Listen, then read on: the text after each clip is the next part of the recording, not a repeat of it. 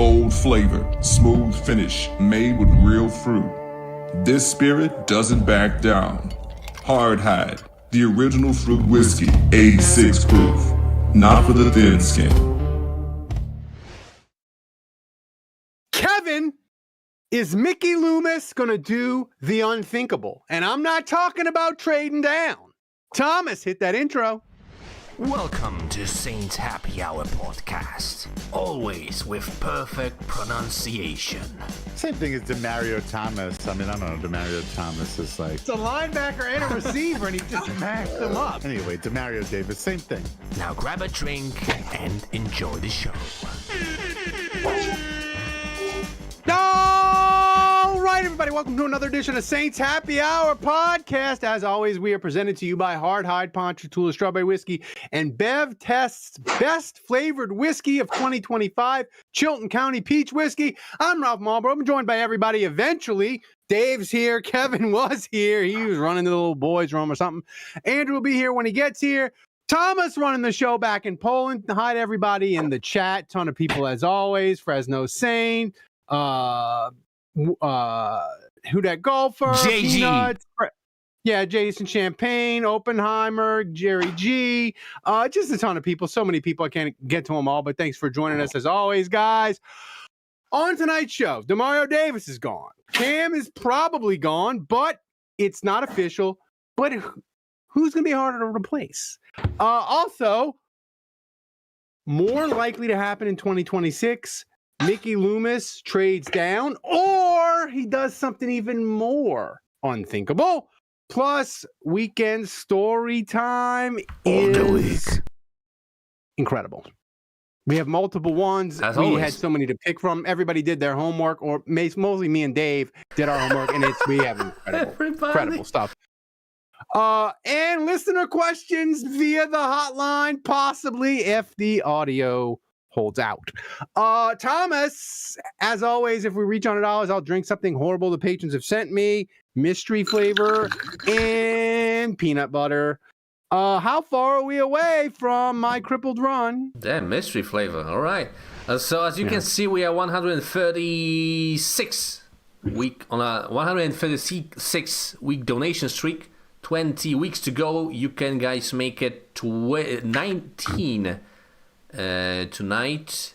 And as you can see, Hatchet John, the legend himself, is on a streak of his own. 2 weeks in a row. Thank you, Hatchet John. With big donations, big weeks. Where's Oppenheimer? What happened to him? We need him back. He's not here now. He was yelling at Dave in the Discord about Dave's tyrannical dictatorship about only audio based questions. Only audio. Almost like OnlyFans. All right. So so donate, get us there. And thanks to Hard Hide for the cool commercial to open the show. We like that. All right. So here's my question, Dave. The Saints have lost Demario Davis. He's gone off into oblivion to play for the Jets. Cam Jordan is tweeting about the Chiefs more than he's tweeting about New Orleans and the Saints. He's congratulating Travis Kelce for getting an extension and yada, yada, yada. So my question to you is, if we assume they're both gone, which one is going to be harder to replace? Yeah. I think, look, first of all, I think neither of them are irreplaceable. For the most part, nobody is irreplaceable, maybe with the exception of Tyler Shock or somebody like that. But you know what? We've got to look at what they were doing the most recently. And, you know, Cam Jordan has had an incredibly long career here in New Orleans and put together many great seasons over such a long period of time. But in the most recent season, he wasn't really like an every down guy. I mean, you know, he wasn't playing that many downs. He's going out there on pass rush situations and he's getting his sacks and up in his numbers.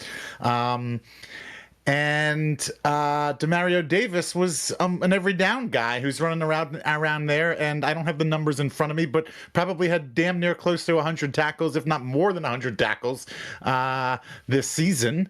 And so that, to me, that's a lot of tackles that you got to replace. And that's a lot of production you've got to replace. So just, I mean, from a objective standpoint, I think you have to say Demario Davis is on the field is going to be much harder to replace. Kevin?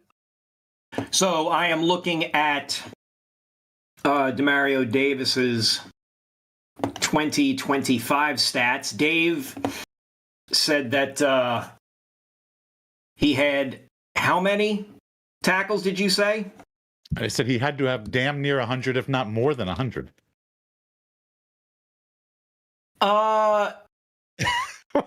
Slightly off, depending on whether you meant solo or total. Yeah, Solo, he had 64. He had 64 solo tackles. He had 143 total tackles. Wow. Yeah. But yes, that sort of production, that's actually the most. The 143 total is actually the most in his career. 64. It's a slight decline from the year before, which was a slight decline from the year before that, but still pretty good. Tied for 23rd in the league, which, when you consider some teams are playing 3 and 4 linebackers at a time, I view that as still a positive thing. I think replacing Cam Jordan's sacks is going to be more of a problem. Something's gonna burn, Kevin. Yeah. I have to go get the oven. Here's my concern, Dave. What's he baking? And this comes to me and you because we're not like Andrew, where he's like watching tape and all this and breaking it down and chalkboarding it. But I worry that me and you are going to be in like week 3, week 4, and we're going to be like, what the hell is happened to this run game, this run defense? Their teams are ripping runs against the Saints. They're giving up more 10-yard runs than any team in the NFL. And Andrew's going to be like, well, the edge and the run fits are kind of poor. And, Stutzman's missing gaps, and the new defensive lineman they drafted, Bailey, he can't really hold the edge. And I just worry that we aren't going to be missing like specific things about Demario Davis or Cam. But it's not going to be specific plays of me, but like the run defense is going to start to fall apart because they're both gone. That's my biggest fear. As Andrew pops in, as I just said something derogatory about him watching tape. But Andrew, I'll pose it to you. Who's harder to replace in the run defense? Cam Jordan or Demario Davis? I'd say Demario Davis, due to the simple fact that he plays 100% of the snaps. But both are very good. I think Demario, his whole career, has demonstrated that at a position where so much is, so much of a defensive end and their value is measured by sacks. I think that's a faulty stat. I think so many guys are like, do you get sacks or not? And that defines whether you're good or not. And I think Cam, for his whole career, has produced that. But in addition to that, he's been an elite run defender. And he doesn't get nearly enough credit for how well-rounded he is. So, and that's why I think he's unquestionably a Hall of Famer. If you look at Cam, like, there was a time where he was an Iron Man. He was playing 100% of the snaps. And he's not anymore. And so Demario still is. So they're both great players, but I think Demario as a middle linebacker, like, there's a reality that every snap, he knows where to go. He knows what gaps to shoot. And so, I think at this stage, Cam still has a lot of value. He's still a productive player. But the answer is unquestionably Demario. Kevin, if I told you... Hey, what happened to your webcam? My web? Oh, shit. That would be a problem. You've been down for 30 seconds. You didn't notice it? Yeah. I did. Yeah, like the whole time I talking, pretty much. You You're talking to think the Ralph would taste of notice milk something cup. like that? Here's my question, Kevin. Yeah. If I said to you, what is more likely to be replaced in the draft? DeMario Davis or Cam Jordan? Not to obviously not one for one, but what position is going to be more likely to be acquired in the draft where you'll feel good about it by like the middle of the year? Defensive end or linebacker? I think defensive end. Ooh. Because here's the thing. I think that we'll know based on how am I trying to say this? Because it's like I wish I could just like download what the hell I'm thinking so you guys would get it. I think that the defensive end. We all wish that. Yeah, no, thank you, Dave. Thank you for seconding me. I know you're insulting me, but I'm going to choose to accept that as a compliment or a positive statement.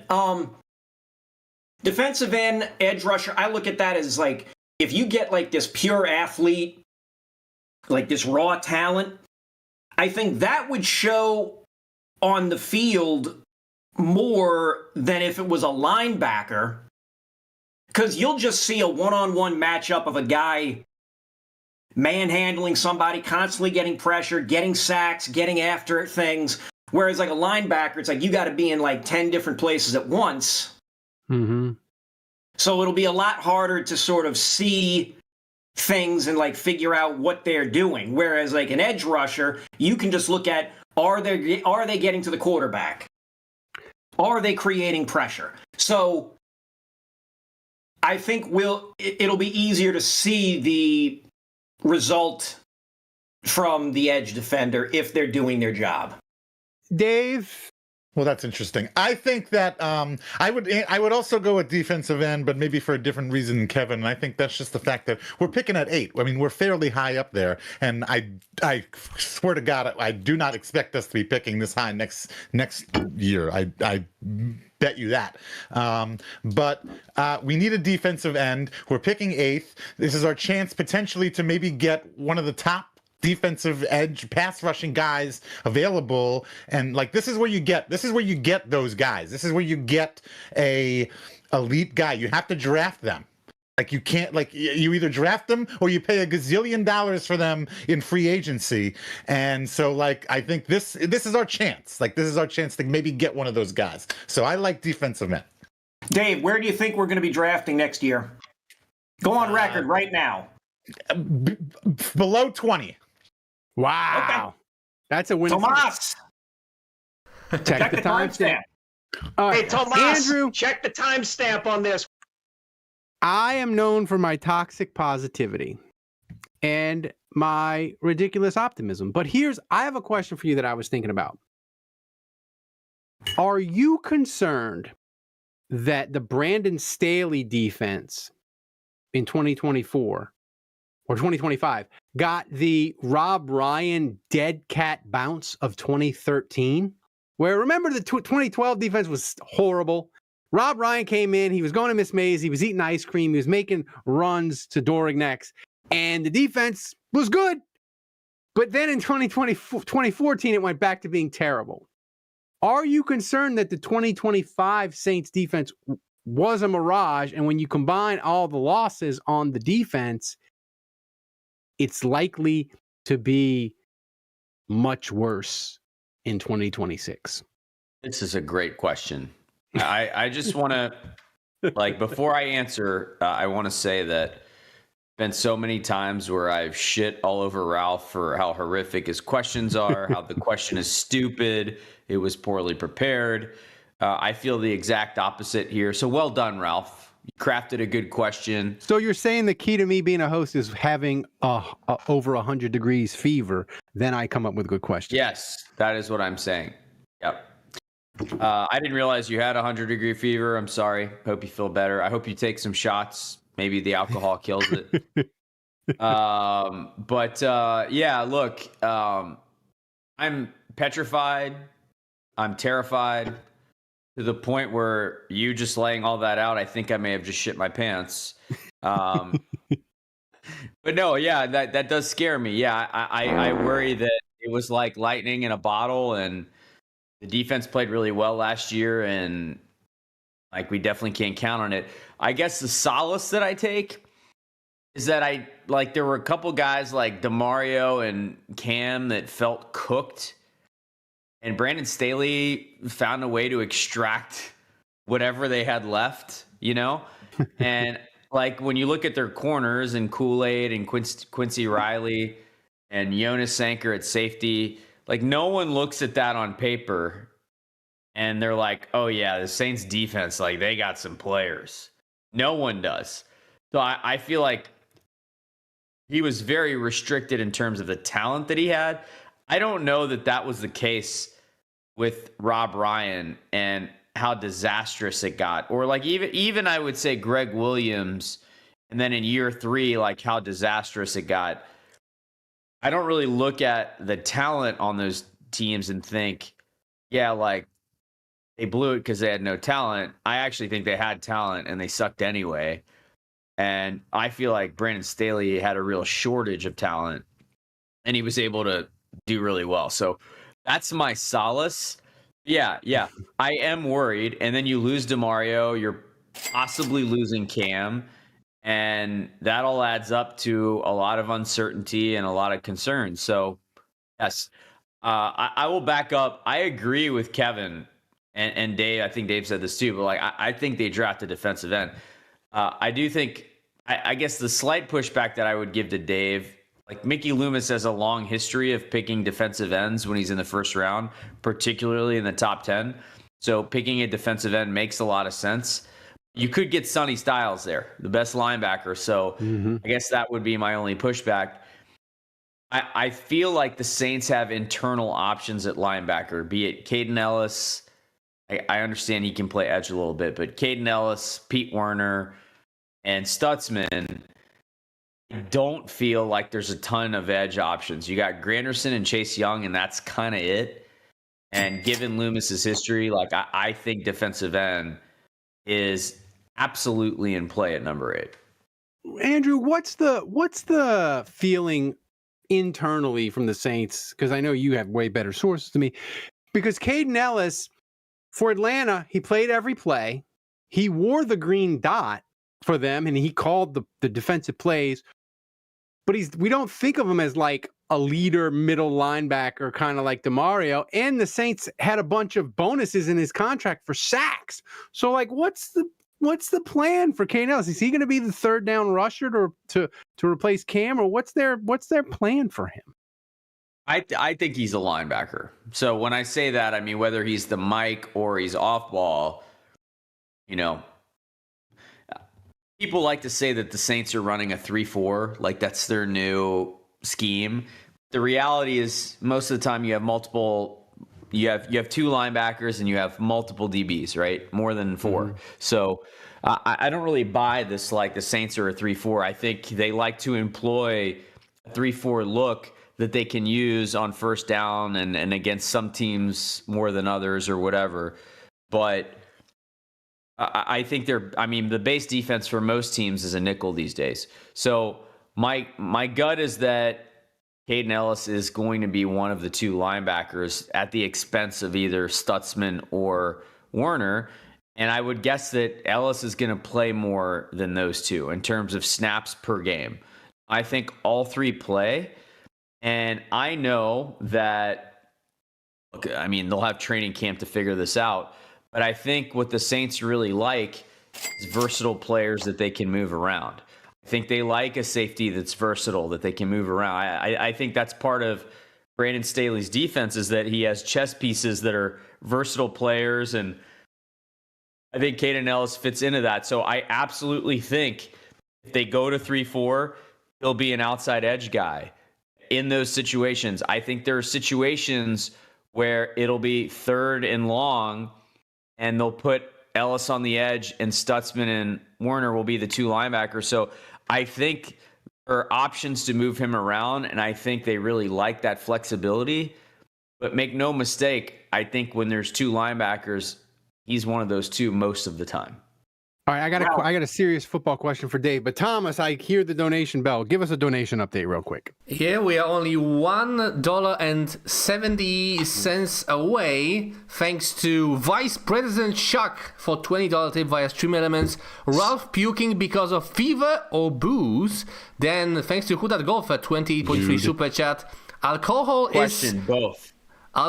is the solution, Ralphie. And the MVP, Schmengi, our Canadian friend, big $50 tip. Some of Grandma's secret medicine. All right, somebody give us $2. We need $2 for Wait, us to Ralph. take a shot. Wait. Let me get in here on this. So you were talking about the dead cat bounce with the Saints defense. Mm-hmm. Yes. 2012, the Saints defense was dead last. They set a then NFL record, 7,042 yards allowed, 31st in points per games, 32nd in rushing yards That's still allowed. a record, right? That's still The the yards yards is. record, no? It said yards is then still- NFL record, so I don't know if that still holds. It's still the Research yards that. record. Research that. Okay. I'm pretty sure I it's still thought we is. no. I thought we gave up more. I thought another team was worse than us. So 2013, first year under Rob Ryan, 4th overall in total defense, 48-91 in total Rob yards, Reiner. and 4th in passing defense. The following year, they cratered again. They dropped down to 31st in defense, averaging 384 yards per game, giving up 25.1 points. That is 25th overall. I say all that to say, what did the Saints rank defense in 2025? Total defense, surprisingly, 9th overall. Passing defense, surprisingly, 4th overall. Oh man, Rushing- that question. I'm scared, Andrew. Rushing defense, 19th Haven't given me overall. data, I'm scared. The run game is going to need help, or the rushing defense is going to need the most help, or is going to need help, and God only knows what we're going to do with the passing defense. So, yeah, take that for what it's worth. I just wanted to get those numbers out there. All right, Dave, here's my question to you. We don't know what Taysom Hill is going to do. He hasn't retired or not yet. But let's say he's going to retire or not be a Saint. Middle-aged white men are going to need to purchase a new jersey. So who is more likely to move more merchandise in the jersey game? This was Danny Stutzman or Caden Ellis? Surely it's neither of those. Surely there's somebody else on this roster. I mean, we're not counting Shuck. Obviously, he doesn't count. In this No, he doesn't situation.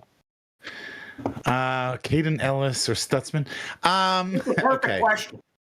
Well, no, I no, it's not. Well, see, but I found the loophole and I found the correct answer. It's Ellis because he was on the team already. So you're going to have the people that already have his jersey. They're going to be able to bust it back out. Plus, you'll have the new People sales. buy Ellis jerseys? I don't think they did. Sure.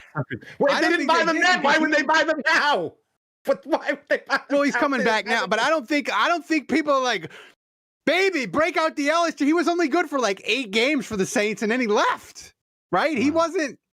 I don't know. He didn't have well, like multiple years of being good with the And Saints. he went to Atlanta too. Maybe people burned his jersey too after he left. So maybe there aren't any. Maybe there aren't any left. I don't know. I don't know. I'm trying to think if there's got to be another middle-aged white guy on this team. No, is that it? I mean, That's all we got? that's all you got. Like if Taysom leaves, you got the linebackers. You could go What about McCoy. Burrow? Edwards the guard. I guess Edwards the guard. Oh is yeah. middle-aged. What if we resign? If we resign Foster, I think Foster's the guy. Oh yeah. Foster No, there. Foster's No. gone. He's the Texan. Here you go. Oh, he already signed. He signed. Oh, good for him. Did he make a lot of money?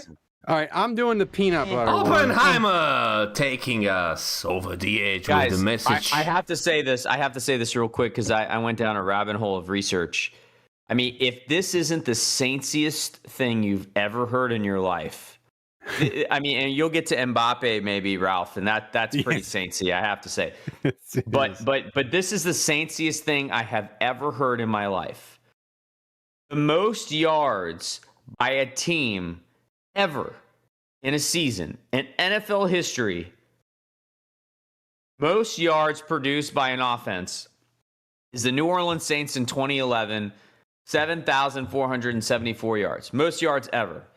The most yards given up by an NFL team is the New Orleans Saints in 2012, a year later, 7,042. So the Saints have, in a year span, the greatest offense to ever exist in terms of yards amassed and the worst defense ever that exists. I mean, if that is not the Drew Brees experience in a nutshell, I don't know what is. Perfect. That's No perfect. notes. Thank you, Cinema. Dave. Thank you. I mean, seriously, like that's mic drop. Yeah. It is. It's perfect. We're in 2026. We're in 2026 now. That's right. And They there have was extra no- games. They have more games. It doesn't There was matter.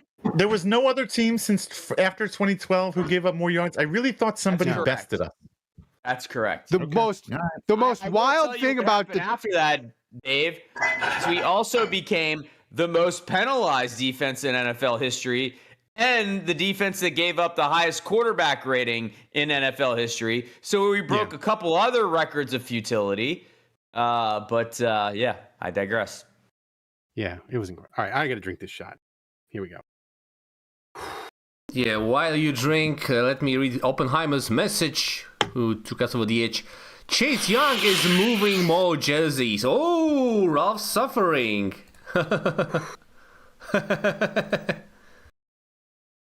Chasing it with a hard height. Ralph. Yeah, peanut butter when you got the flop sweats is in fever. It's just bad. So It's was bad. it mystery flavor or not? No, it was peanut butter. As I have to admit, I saw Ralph's wedding band on his right hand, and I almost called him out That's on his it. aura ring. It's And my then I Oura ring, realized, I thought maybe you just wore your wedding band on the good hand. No. Do you have That's a his wedding Oura band on ring. your bad hand? Yeah, no, my wife made me take it off because if you look at my finger, I hadn't taken it off in like a year, so I still have the ring imprint. And my wife was like, "Take it off and give it a rest." The aura wow. is saying your body temperature is unusually high.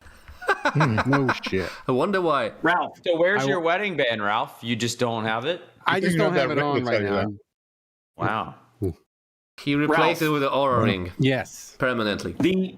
I believe maybe the Sounds correct like answer. I don't even need Ralph to say to the world that he's taken. No one Yeah, wants she me. dresses him. It's already there. That's Right. She marks her territory that way. That's right. Ralph, the correct answer on the jersey is the fat punter. Oh, yes! Fat punter. Yes! Are you calling my Tulane guy fat? Yes, I shouldn't have he- yelled. he That is. was not good. That was a bad choice. Before I get to Do you think Oppenheimer would have preferred Kai Kroger to our Tulane punter? I mean, probably. I feel like this is a great question for Oppenheimer. I yeah. feel like you should answer this in the chat or something, but Yeah. would you rather the worst punter in the NFL Or via donation. or a top 5 punter, but he went to Tulane? That's a great question. Um, It's not a question. Andrew, it's reality Andrew, I'm going to need you to call the hotline and ask that question. All right, thanks.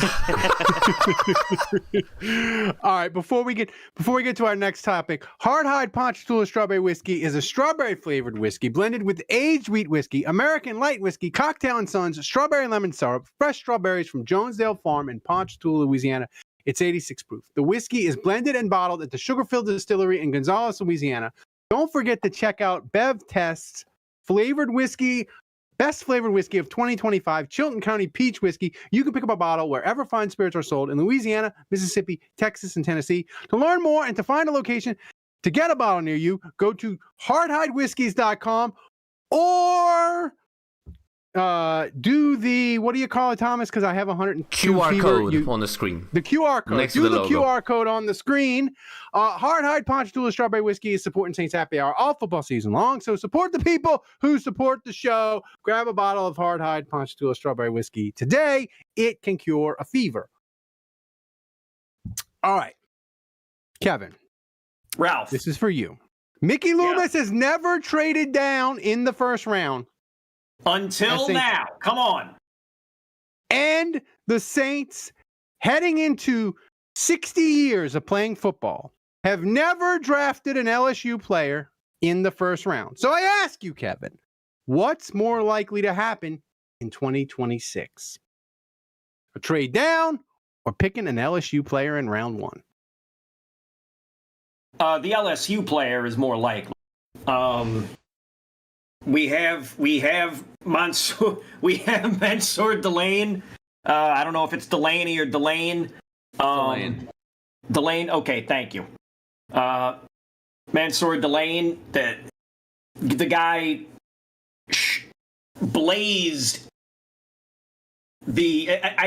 I can't even put the proper terminology to it right now. I just remember Saints Twitter was stunned. 3-5. Was stunned. I know there were people. I know people that were present for the run, and a lot of the people there were just shocked at how fast he ran. I think him and Harold Perkins, I believe. Harold Perkins did very well with his run as well, but that's a different subject altogether. But I know on our Discord, which if you're on our Patreon, you have access to the Discord. I have to throw that out there every time. Everybody, including myself, was saying, okay, he's definitely top 10. I now worry he won't be there at 8. Wow.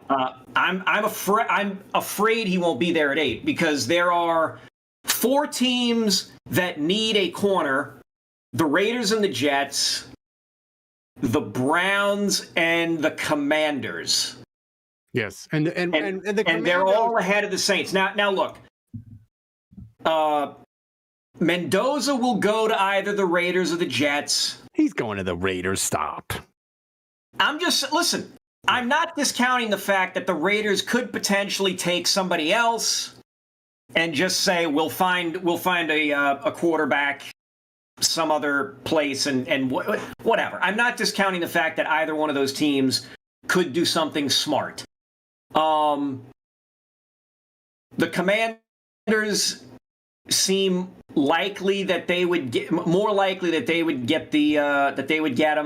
because they've already got the QB in place. The Browns just need everything. So that's a terrible roll of the dice. If we're sitting and watching the Browns and the Commanders in front of us, that's going to be a very difficult 20 to 30 minutes of squeaky bum time to steal. Well, no, remember, it's only 8 minutes now, so it'll be 24 minutes. Dave, I have a question for you. If the Saints, if they complete the offseason trifecta, local trifecta of Fat Tulane punter, Travis Achan from Jennings, and draft an LSU Tiger at 8, is that the most local Louisiana offseason in Saints history? Since they drafted Al Woods in the 7th round, yeah, I guess so. I forgot about Al Woods in the 4th round. Is he still in the league? Sorry. Check that, It Kevin. might be 3rd round. It might have been the 3rd round. I'll check that. Hang on. He couldn't make the Saints, but he played for like a decade in the NFL. The Steelers. He played for the Steelers for a while, didn't he? Al Woods drafted in the 4th round. Yeah, 4th. Yeah, Al Woods drafted in the 4th round. 123rd overall pick. Yep. His last time on a team, 2023 with the New York Jets. That's where everybody goes to. That's where all the players go to die. That's where you go to end your career. The crazy one to me right now is Sheldon Rankins. He's still in the league. That's the problem. And getting like Is he on the legitimate Jets? contracts too. Yeah. Like Oh, he's is he on the making Jets? legitimate money. Tore his They take him to the- Achilles. To that Elwood, farm sorry. upstate. Yeah. By the way, I did ask Chat. I plugged your question into Chat GPT, Ralph. The question of what's more likely, they trade down or they draft an LSU player, and they said, the case for trading down. It's a deep draft. There's an incentive to accumulate lots of picks. The Saints need volume right now, more than a single blue chip player. The case against is that they rarely trade down, almost never under Loomis.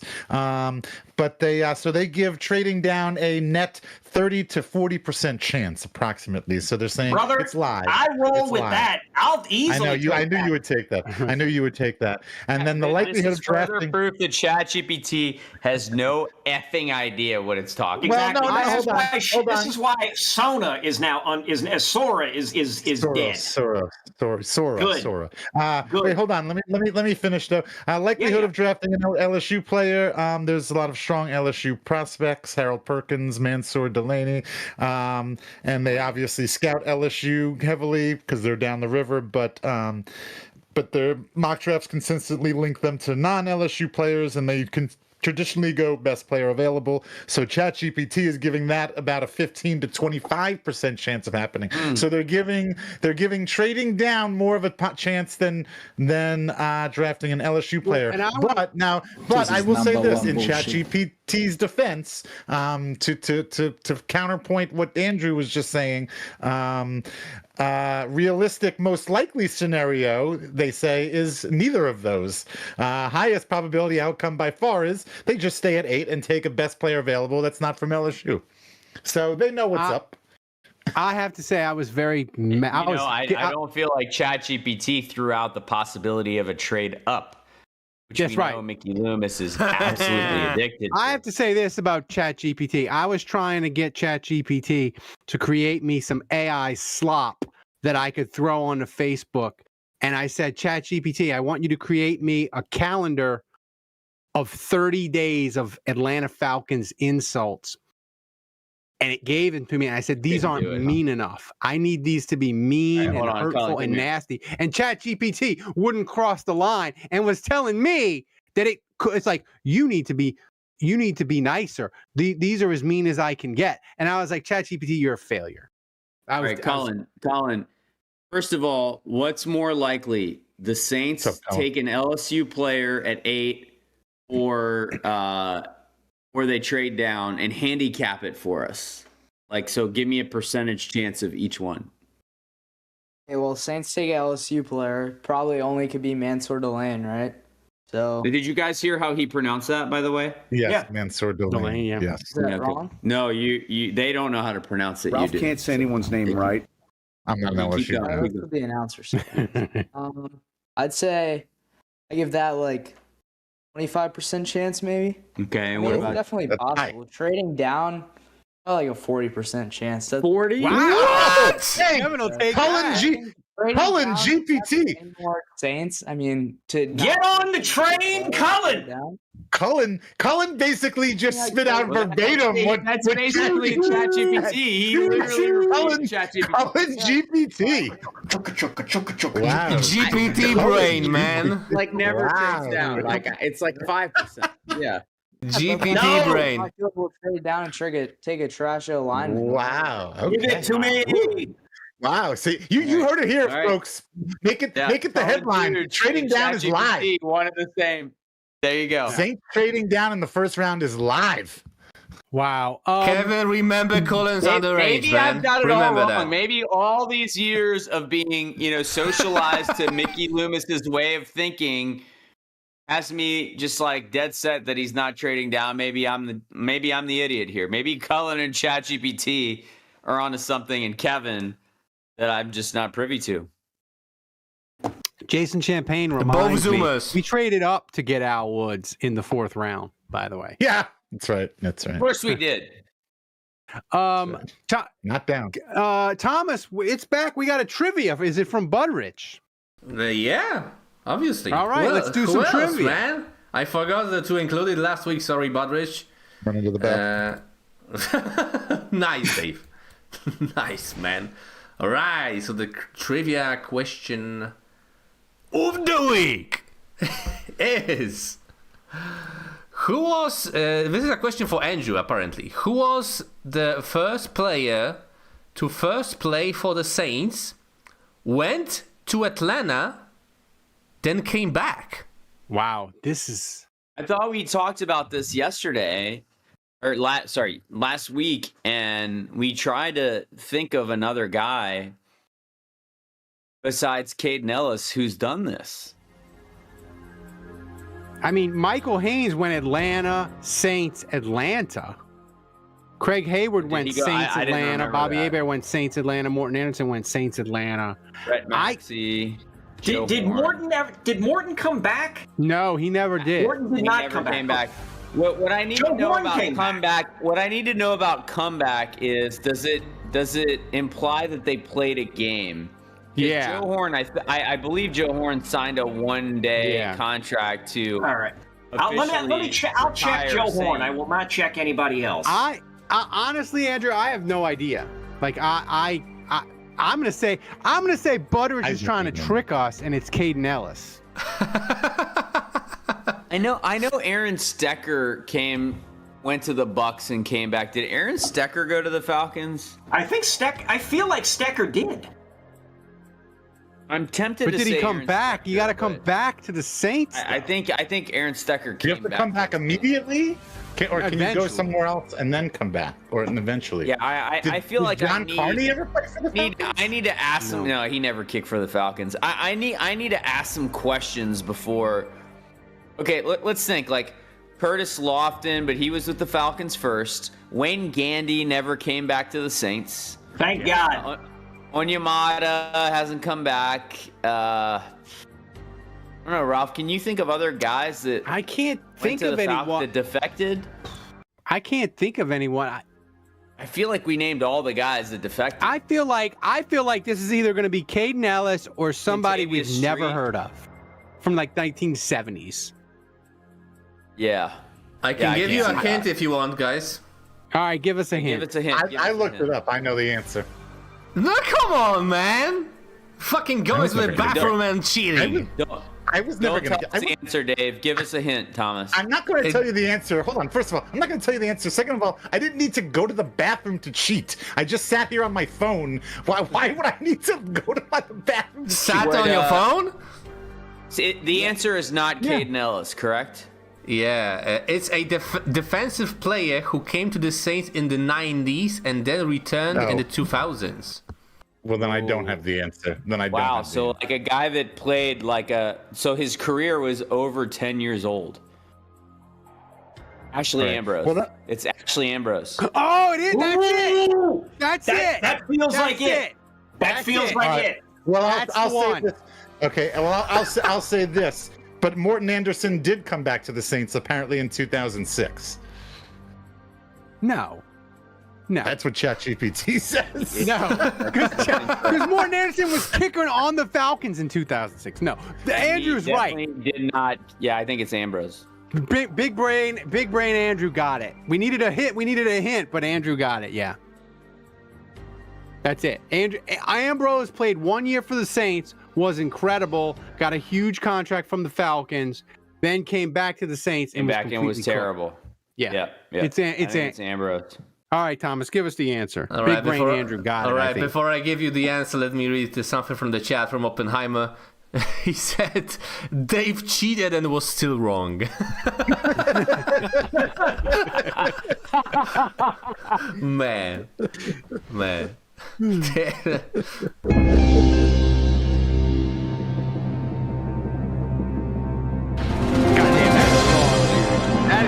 That's one of your more impressive trivias, even though you needed a hint. I mean, That was a great trivia, and I mean, there's no way I would have not remembered that without the hint. So the hint really tipped me off. But because Ambrose didn't. Great trivia question. He played for the Saints, but he only played 1 year. He only played 1 year on each end. Like he was great one year and was awful. And he was so good though the first time. Oh man, he was so good. Like I can't believe the Saints didn't.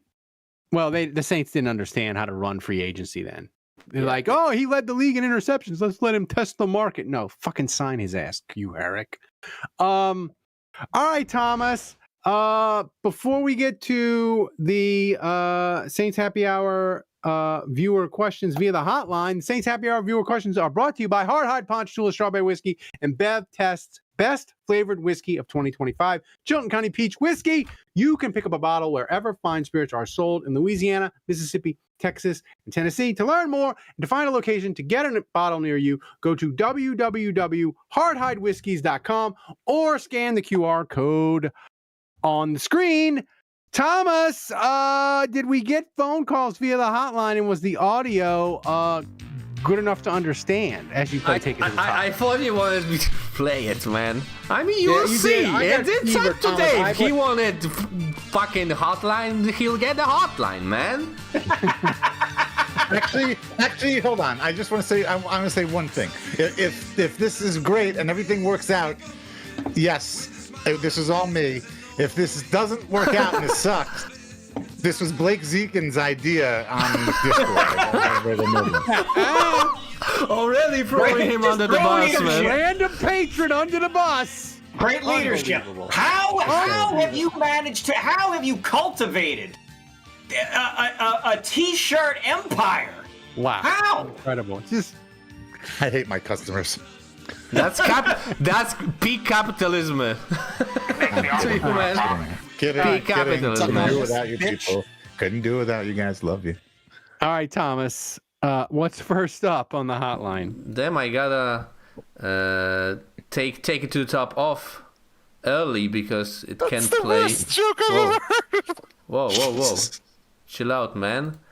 All right, let me switch the screen for the first time ever. First question, I forgot from who, but they're gonna introduce themselves anyway, so whatever, man. Yo, guys, it's Darren. Just listen to the big show, and you want us to ask you guys questions on the hotline. So here we go. Gentlemen, been a loyal listener since 2011 and a Patreon since you guys started it. My 17-year-old son's birthday is coming up in June, and the only thing he wants is to go see a Saints game in the Dome. By the way, new listener. We'll be driving from Tampa. Sorry, excuse me. So, my question is, have you guys thought about what date and what game you guys are going to do your live show? Because as myself and my son, a new Saints Happy Hour fan, would love to go to New Orleans, see the game, and see your live show. So if you guys have any idea when you want to do that show, I'd love to plan our Saints trip to go see you guys as well. You guys are awesome. Y'all kick ass. And as always, who dat?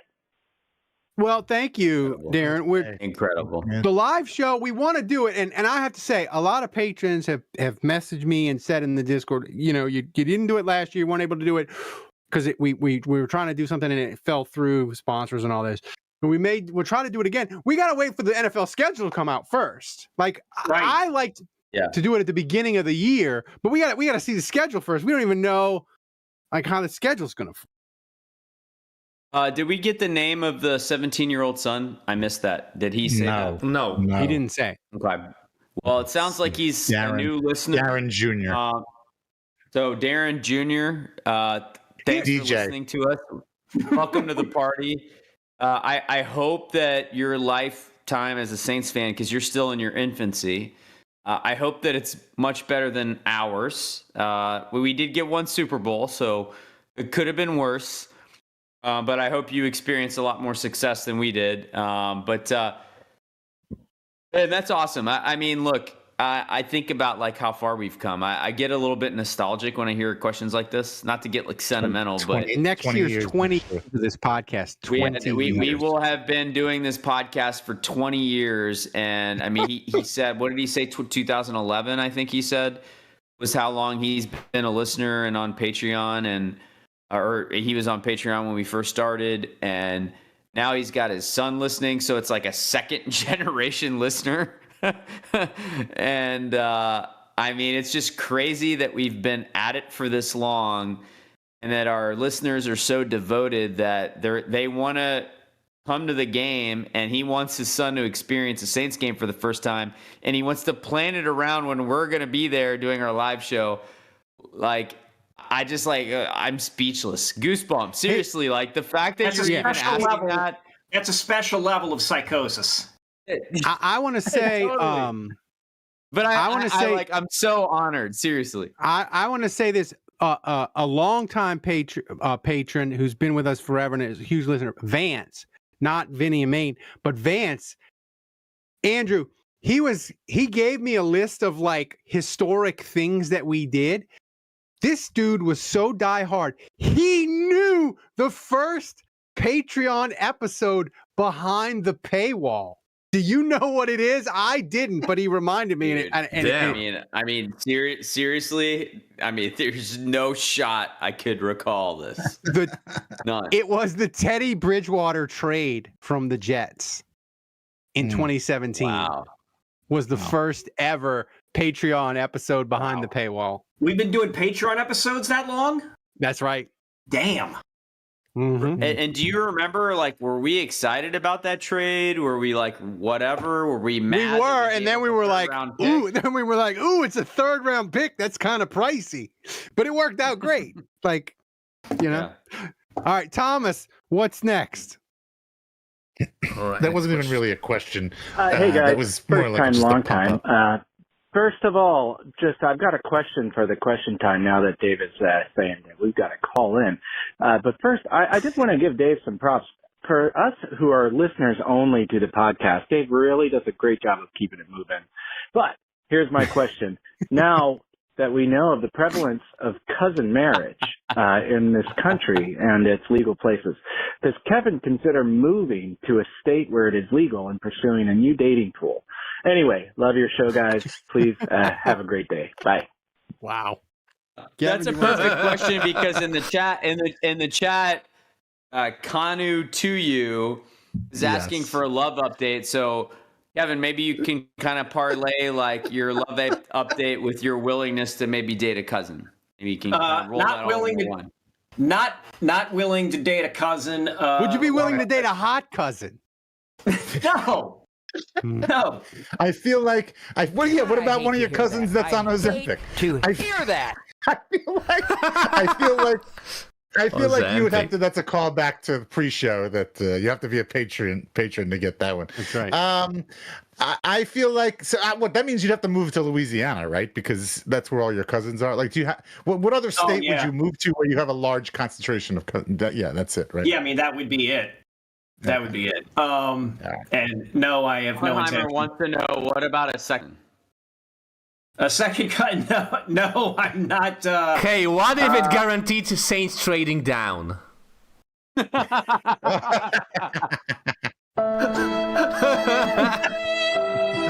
just gonna have to roll the dice and hope that and just hope that things work out in the trade down department. Do you want to use this time for a quick love update? Yes, sure. I think a few weeks ago I had mentioned I started seeing a cardiac sonographer. Oh my God. That ended today. Today. This is fresh. No. I ended it. I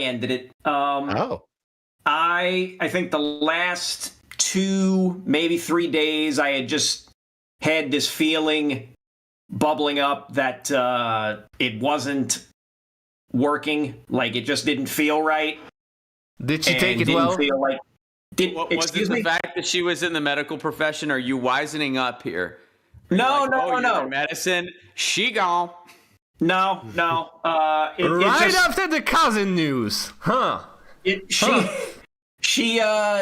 look, she was good looking. She was good looking, fun to hang around with, and has a good personality. There are times where when you're dating somebody and spending time with them, you just kind of feel like you're missing something. There's like a feeling that's missing. A baby. Oh, no. All right. All right, Kevin, that's a Let it quick be Thank known you, I said Tomas. I really quick love appreciate update. this. Really Yeah, appreciate let it. it be known I said quick love update. Kevin. Like a small baby. And thank Kevin, you. I'm gonna. Thank you. That's Thank a you great to the love. person. I'm gonna give you some. I'm gonna give you some advice because I love you. Oh, thank need you. to.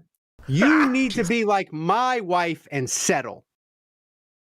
That's what you need. That's what you need to do. So you're saying I need to find the female Ralph? How can he settle when everyone's on Ozempic Yes. now, man? You need to find some sort of like injured bird, who needs a little help. I was gonna say, is Ralph suggesting that you engage in relations with a woman with a bad hand? a colorblind. You need to find your own colorblind cerebral palsy cripple. That's right. That's a tease to story time because I have. I don't know what's worse. I'm picturing Ralph in a wig. Oh my god. What's the like adverb form of cerebral palsy or what? I don't know. What am I looking for? The adjective or the adverb? the adjective? Bell's palsy, where the face. No. And also I accept the kind words that caller just said about me keeping it moving for the audio listeners because I know there are people that are only listening at home and get it. Kevin, what would be worse? I try to paint the picture as much as possible. Kevin, what would be worse? A female Ralph or you're dating your second cousin who is also in the medical profession? No, geez. Oh my gosh. Is there like which would be worse? Yes. Female Ralph. And you must pick one. Female Ralph. I have breaking news. I have breaking news. What? Yeah, what is it? If you want to get Tomas, do you have that sound? This is real breaking news? This is real breaking news. Okay. I was just going to ask if there's like a website for like handicapped people for dating. Oh, goodness! We have breaking news on the pod! This comes courtesy of Nick Underhill. Oh, shit. Saints are signing quarterback Zach Wilson. Really? What? The motherfucker? Hunter? I repeat, yes. Hey, good. The Cougar Hunter? You go trolling for the MILFs together. They signed the MILF Hunter? You know what, Kevin? Don't come back to New Orleans for your cousins because they're all gonna go for Zach Wilson. Now, I mean, Kevin, pull up some Zach Wilson stats. Give us the rundown real quick here on him. All right. This is interesting. The only thing I know about Zach Wilson is when he does played this mean the we're Saints. trading Spencer Radler? Maybe. That's a good. Ooh. The only thing I know about Zach Wilson is the Saints played the Jets in 2021. And after the game, Andrew called me and I quote, he said, Zach Wilson is the worst quarterback I have ever seen. And I watched every snap of Heath Schuler.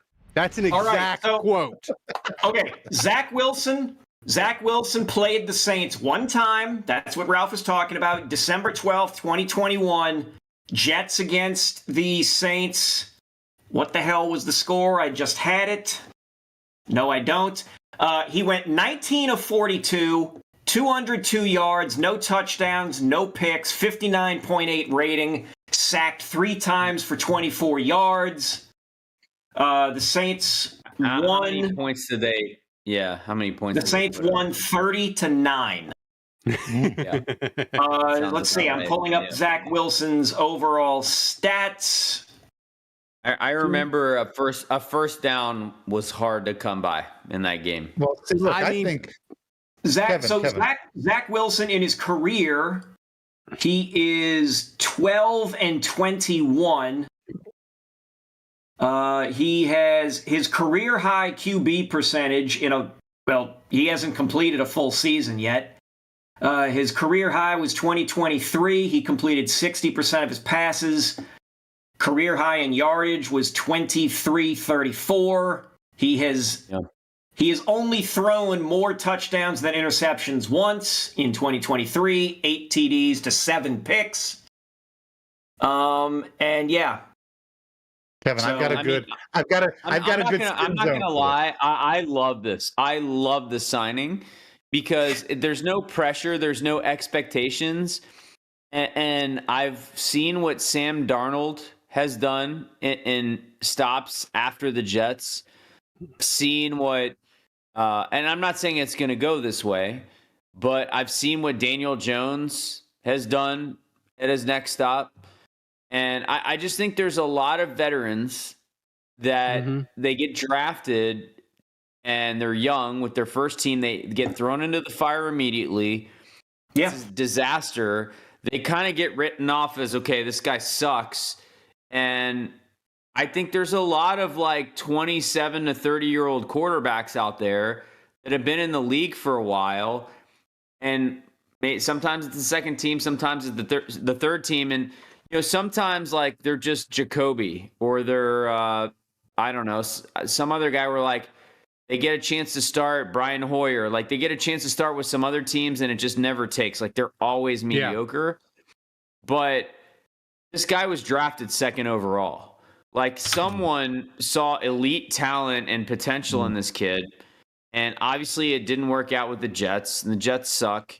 But I think Kellen Moore has shown a lot in year one. I think Kellen Moore and his staff has proven that I'm not going to call them quarterback whisperers yet, but I think they maximized Spencer Rattler, and I think they maximized Tyler Shuck. What they did in year one with both of those guys was really impressive to me. And is it possible that they turn the second overall pick into a reclamation project that, maximize or at least improves him in a big way? Like, I'm not saying he's going to be a starter or anything like that, but could he become a very viable backup? Maybe. I love this. I love it. Dave, are we trading Spencer Rattler? That was my first thought. Maybe, but look, Kevin, I think this is very good news for you. Here's why. I'm going to spin zone this for you. We never get breaking news. We never get Oh, you're zooming in. You're zooming in. Look at this. Let me get in real close. I'm going to get in real close. Can you see me? All right. We never get breaking news like this on our podcast. Right. Historically, this news would have come out an hour later, an hour from now. No, it comes out as soon as I upload the podcast, David. Sure. This is very. Here's the other thing, Dave. When it does happen and we're live, it's usually Ralph or myself that are on top of it because we're addicted to Twitter. The fact that Kevin was the one that introduced it is a layer here too. So we've got all kinds of like firsts happening here, and we're breaking all kinds of walls down here, and we got a lot of un-Mickey-like behavior happening here. You know what else would be un-Mickey-like? Trading down. Look, anything is possible. If we're going to sign players during a podcast in the offseason, then trading down in the draft in the first round, entirely possible. I mean, anything at this point is possible.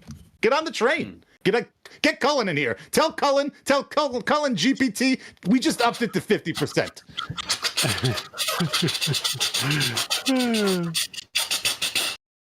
That's the most Thomas, I've ever heard. We got derailed by breaking news. We got more questions though. What's the next question? We do. Let's hear them. All right, next question. Hey guys, this is Saints Rabbit. I am calling in as commanded by Dave. I have two questions that I posted that Dave instructed me to call and say here. I don't know the rules. Should I be calling separately for each question? Things maybe to talk about behind the scenes. So moving forward, let's see.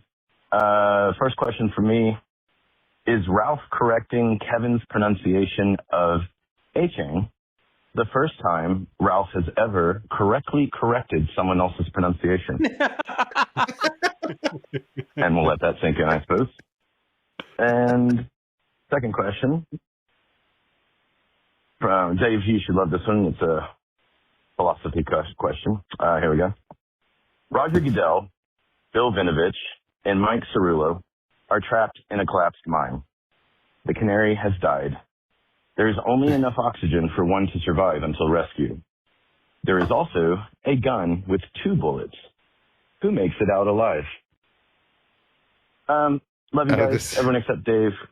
Dave, I normally don't have anything against the Green Wave, but your little icon on Discord because it's such a tight window, it looks like a cartoonish English P that is constipated. Bye.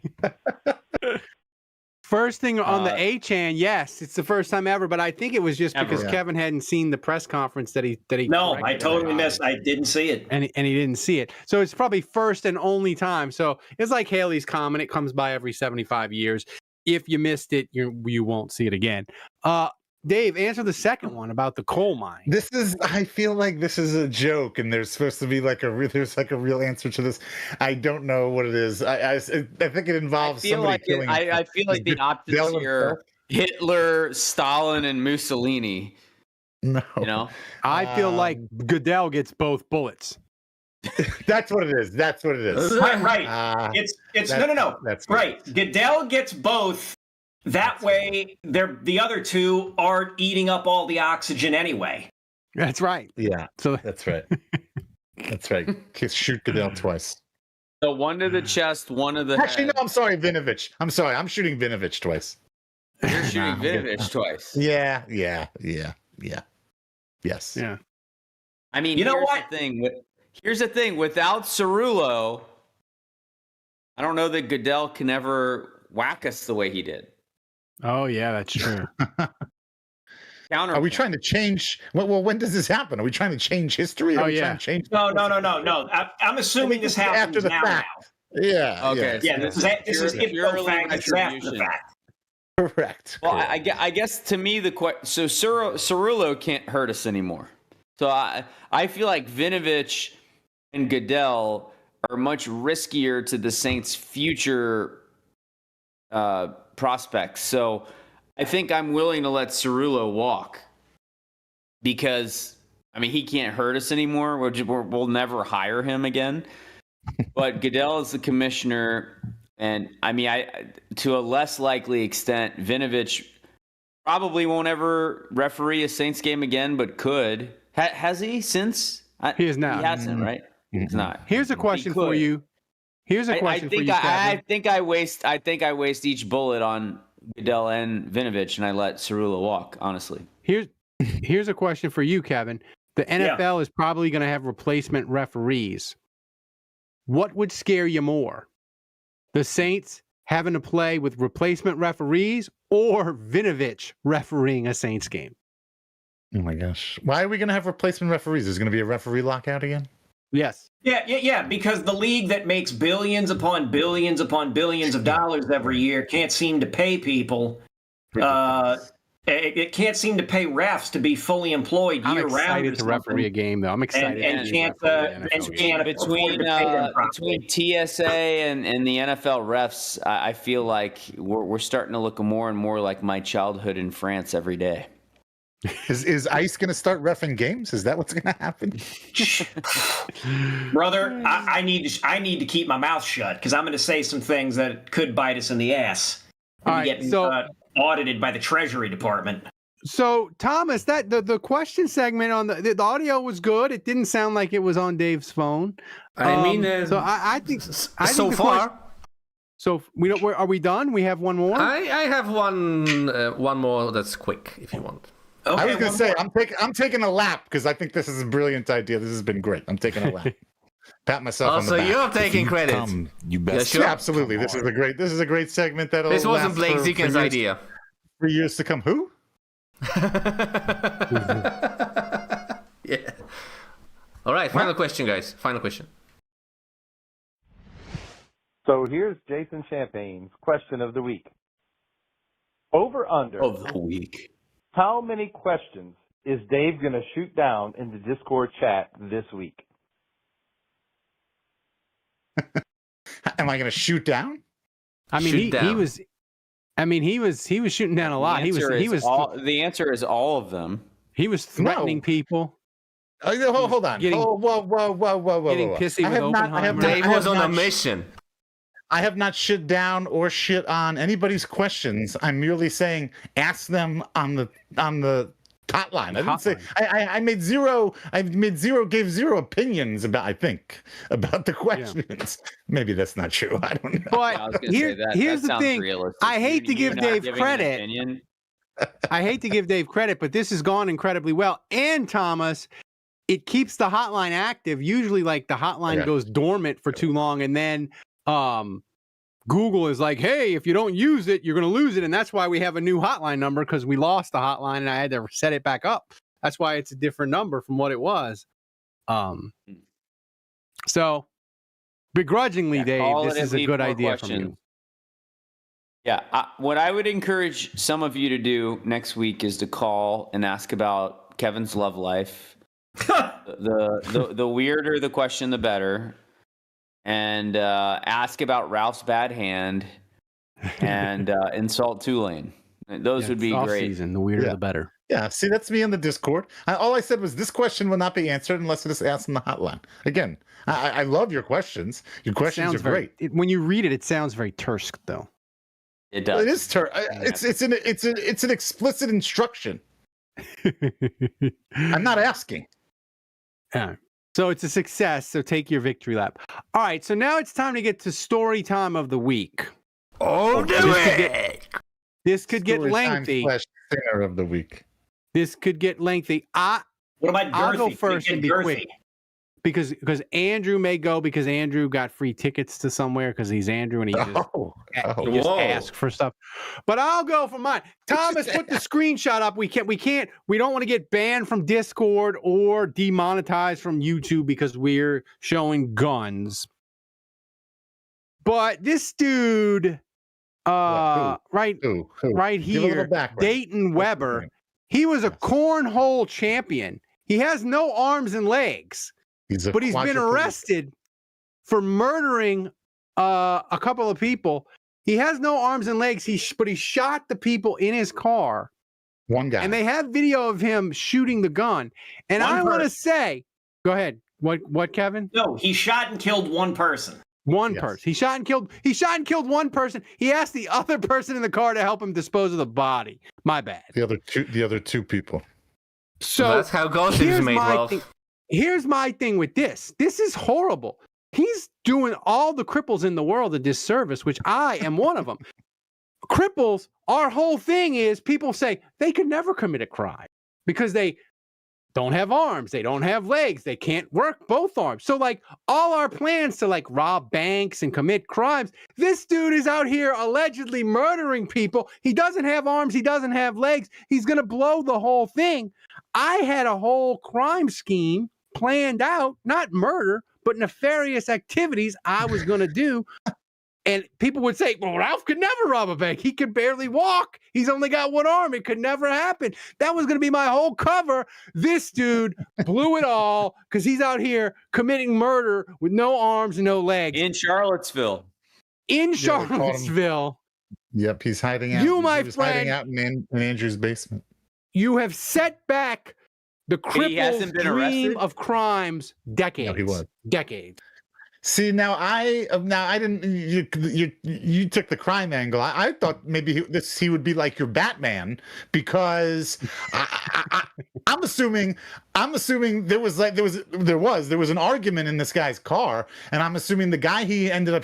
I bet you $100 the last words of that guy in that front seat of that car that got shot was, "What are you gonna do? Shoot me?" Because he was crippled. He had no arms and no legs, and this guy was standing up for all handicapped people all across the country and saying, we're not going to take this bullshit.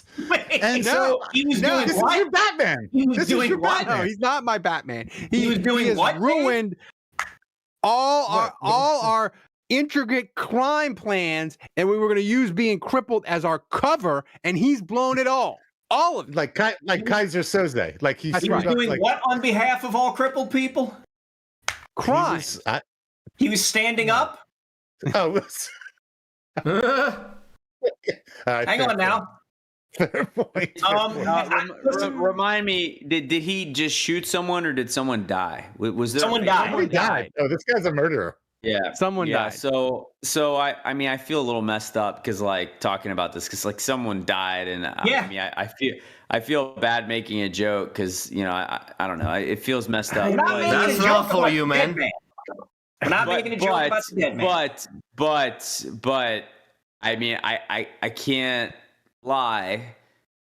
I'm just my curious mind is like How did he do it? He has 2 amputated hands. Like, how did he pull the trigger? Like, And he's how did he do driving. it? It has to be. And he was driving. It has to be a special gun. That's what's crazy. Is like that's what's crazy is that he was driving and shooting at the same time with no arms and legs. Like, that Drive-by. So you think this was like a somehow very rigged manufactured thing where he could do it? No, he's despite on his YouTube limitations? shooting a regular Beretta. We can't show it because we'll be demonetized. Honestly, But it with- could have been, maybe it was a Pulp Fiction situation. between this and old boy the Olympic sprinter with the blade, Victorious with the yeah. yeah. Between those, what this shows is that any group of people is fully capable of doing horrific stuff. Period. Yes. Any terrible. group is fully capable. Anybody is fully capable of doing evil. There you go. There's your positive message. That listen to that Positive message. the DJ and even all. John Cena. Even John Cena. There is no Yes, crime John Cena. anywhere John that a cripple Cena. cannot do. All right. Andrew, you had story time. You did the most Andrew thing ever. You're just DMing random people on Instagram to get tickets to shows. Yes, yeah. So, this is the most Andrew thing ever. Ralph can attest to this. But so I live in Charlottesville, Virginia, and there's a little town in the middle of nowhere called Waynesboro, Virginia, which is 25 minutes from here. And it's a small town, much smaller than Charlottesville. Charlottesville's small. And it's like a quarter the size maybe. But they have this massive brewery called Basic City. And they make good beer. I've been there before. They make good beer. But like, I don't know how, but it's kind of like a warehousey vibe. They got a ton of money. I don't know who bought it. I don't know who the investor is. But he built out this like massive music venue. And then he like, I don't know, did a bunch of land work and created a ton of parking spots behind it. So it's like way bigger than it needs to be for a town like that. Like it's way too big. The brewery's too big, the venue's too big. But like somehow he's gotten like these nostalgia acts. Cause like he would never pull musical acts into Waynesboro that were like currently in the sphere of influence or like pop relevant. So this venue has been bringing in a bunch of like either tribute acts of, so like people get excited about seeing a tribute band, or he'll get like these has-been one-hit wonders and whatever. So that's what comes. Okay. So I don't know if you guys remember the band Filter. Hey man, nice shot. Yeah. You want to take my picture? You guys remember Filter? Yeah. So Filter and with Finger 11 and Local H opening. So like three kind of like, so Local H I would say was like regionally successful, was signed to a record deal, had like one semi kind of sort of hit. Finger 11 probably had like Local 2 H, hits. dude. Local H is the remember best, Local man. H? All the kids are right. Hell yeah. Yeah. There you go. So Local H is so it's like one of those has-been tours with 3 bands that go together because they're not famous enough on their own, but if they package the 3 together, like maybe a couple people come out kind of thing. And okay, I'll get to the show in a second, but it's sold out. In Waynesboro, Virginia, it is freaking sold out. I would have gone to the show. So I have a couple buddies like, hey, like I saw Filters coming to Waynesboro. Like, should we go? And I'm like, hell yeah, I'll go see Filter. And then the other 2 buddies I have are like, yeah, it's sold out, bummer. And I'm like, that is a bummer. Like, I wish I could go. So 24 hours out from the show, I get like a reminder on Facebook, and I got nothing going on. Like my friends aren't coming over. There's no plans. And I'm like, okay, I got to find a way to get in. So the first thing I do is I get on Instagram and I message Richard Patrick, the singer of Filter. I mean, Richard Patrick is a singer. Like, he's very famous.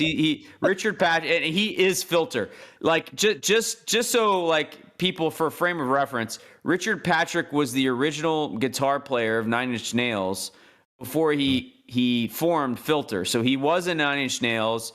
Obviously had a lot of success with that. He forms Filter. He had a couple hits.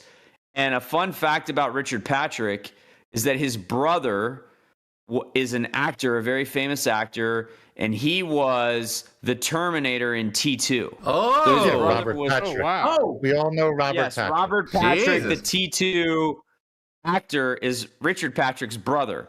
So anyway, whatever. So I message him and I'm like, hey, lifelong fan. I've always loved Filter. I've never seen you live.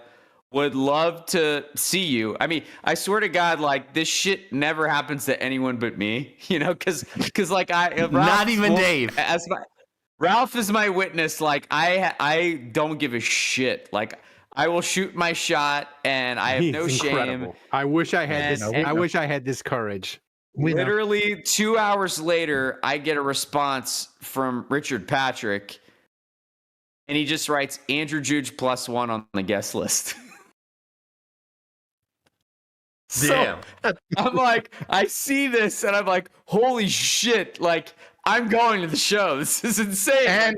And you're gonna have good tickets, I'm assuming, if it's not like. Well, no, because it's just like it's just general admission. Yeah.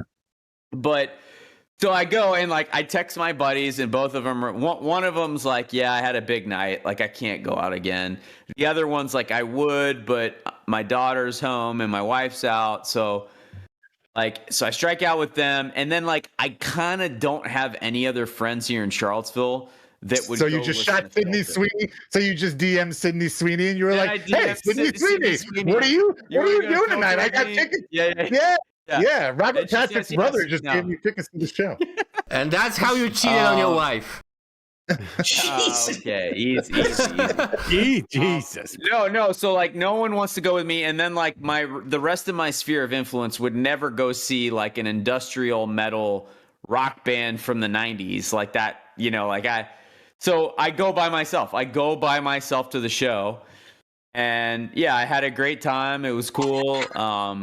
It was fun to see all three bands. But I will say, like, this little brewery venue in Waynesboro, freaking Virginia, guys, it was sold out. It was freaking packed. And it was like going to a House of Blues show in New Orleans in the early 2000s, late 90s. Like, it was nuts. It was insane. Like, I haven't been to a show, like a rock show like that. And like, I thought that was extinct. I didn't realize that kind of shit still happened, especially for bands like this. But it was nuts. It was so. Now you're gonna start going regularly. You got a new spot. So yeah, maybe. The moral of this story is always shoot your shot. Always shoot your shot. Yeah, just the worst that can happen is you go ghosted, unresponded, or I don't know. Maybe they write something back mean to you, and you're gonna forget about it in 2 days. You know. So that's right. Dave, you said your story time was better than all of ours. I don't know. What do you got? Sinner of the week. What do you got? I hate to have to follow all of these things. I got another story from Florida. You know where all the great stories come from. Oh, you know. Lord. There's a supplement that was marketed to make your sex life sweeter, quote unquote, and it's being voluntarily recalled due to potentially dangerous undeclared ingredients. Kevin's interest is piqued. Kevin took it probably. An FDA, maybe he's heard of this. An FDA laboratory analysis confirmed that the product Boner Bear Honey contains both unlisted sildenafil and tadalafil, which are both the main ingredients in Viagra and Cialis and the like. That's crazy to me. I gotta say, if you're buying boner pills, if you're buying Boner Bear Honey, probably the recall is probably the least surprising thing about your week.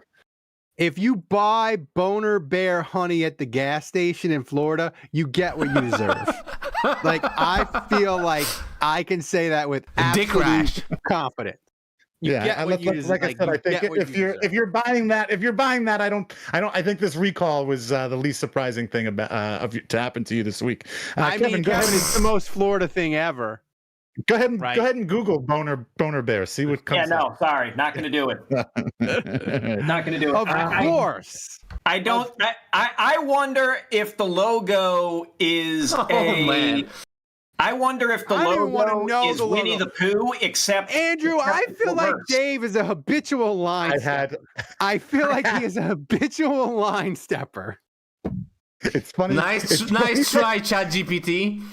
Kevin, it's funny that you asked that because I had ChatGPT come up with a logo, and then I sent it to Thomas. Here's what they came up with for the logo. Oh God! You there? I don't have it. What? I messaged you on Discord. Are you kidding me? I don't have it. Maybe it didn't go through. All right. Well, I'll text you guys. No. Oh wait, you did. Wait, but I have the real logo also. If you want. But I'll show you the real one first because I have it ready. I was just thinking. Oh, that's the real one. Okay. Oh, it's like Grateful Dead. So it's like Grateful Dead. It's like Grateful Dead bears. Oh my God. It just looks like one of them is riding the other around like a horsey.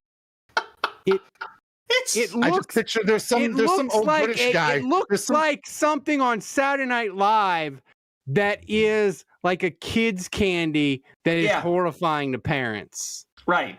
Like it. There's like I don't think Which one's better? I think Dave got on Facebook. No, this is real. No. I don't think this is real at all. I think Dave got by Facebook AI slop. No, it's absolutely real. This is in Tampa. The article urges customers to contact their healthcare provider if they have experienced any problems related to using this product. At the time of this recording, the company has not received any reports of adverse events related to this recall to date. However, Winnie the Pooh was recently spotted wearing pants for the first time ever. See, it's AI slop, Dave. You're like me with like the pretty women in the. You're like me with the pretty women in the grocery that I send to Kevin, and I'm like wife material, and it's just made up Florida stories about these women that get arrested. They're like, she was riding an ostrich in the frozen food Hot section, singles in your area, singing Jimi Hendrix, and she's like a perfect 10. And I send it to Kevin. I'm like, Kevin, it's wife material, and it's fake. It's fake. It's all fake. I don't believe a word of this. I don't believe a word of this. I added the Winnie the Pooh comments. That wasn't in the article. All right. Thomas, let's do a donation recap. We can get out of here as we go in 90 what minutes. What about the Mbappe tweet? No, well, I mean, that we did plenty enough story time. Although Mbappe, he hurt his knee. They operated on the wrong leg. No. They just took the wrong MRI. The MRI on the wrong knee. They took the wrong MRI. That is some that is some saint shit right there. That is some saintsy move right there. I mean, like they MRI'd the wrong leg. Like, don't you go into surgery and they like in December? It's March. It took 3. Like they were like, yeah, we MRI'd your knee. You're good to go. And like he played on it 3 more months, and he's like, guys, like my knee still feels bad. and then I guess that's when they realized and rectified 3 months later. That is Delvin Bro on steroids. That is like, even the Saints medical staff is like, for real? Come on. Yeah. Very saintsy. European medicine, Kevin. That's what you get. Socialized medicine. Oh gosh! All right, let's land this plane. That's true. That's not a joke, man. That's actually true, man. That is true. Right. That's actually true, Thomas, man. Give us a donation recap. That probably happens in Poland on a daily basis on socialized Medicare or something like that. You know. Thomas, give us the donation recap.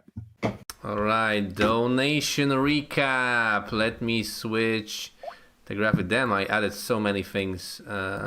All right, so as you can see, thanks to you guys, right now we are on a 137-week donation streak. We have 19. We are in the teens weeks to Ralph, go. can you name a former? Yeah, there you go. There you go. Well done. Wow, I break the news and get the player number. Wow. Yeah. Well Crazy. done. Well done, Kevin. This was a banner night for you. It was. No, what the hell happened? More proof. Trading down is possible this year. You took the Honey Bear Viagra was you real, took down the Kevin, I Honey would order Bear. you some. Kevin, I'm starting to think you will have a successful love interest next week that's not in the medical profession. All right, For let's a not week. push it. For a week. Of the week. Next week for a week. Love interest of the week. Of the week. Plowing And then through. the week after that shall be the sinner of the week. Sinner of the week, Kevin. All right. Thanks to everyone who donated. Thanks for your generosity. Thanks to Oppenheimer, to Vice President Shock, first time donation, to Hudat Gopher, and to the MVP for the first time this draft season with 50 buckaroos, who is... From the land of Canada, the one and only Shmengi! Congratulations! Not land of the free. Yeah, thanks everybody for donating. And thanks to everybody for watching. If you enjoyed the show and we made you laugh, consider supporting the show by going to patreon.com/Saints Happy Hour. Give us a shot. Every little bit helps make the show a little bit better and pay for my urgent care visit tomorrow. And don't forget to follow us on the socials, wherever you get your podcast. Thanks to Dave, Andrew, Kevin, Thomas, the best producer on earth running the show back in Poland. Until next time, the bar is closed.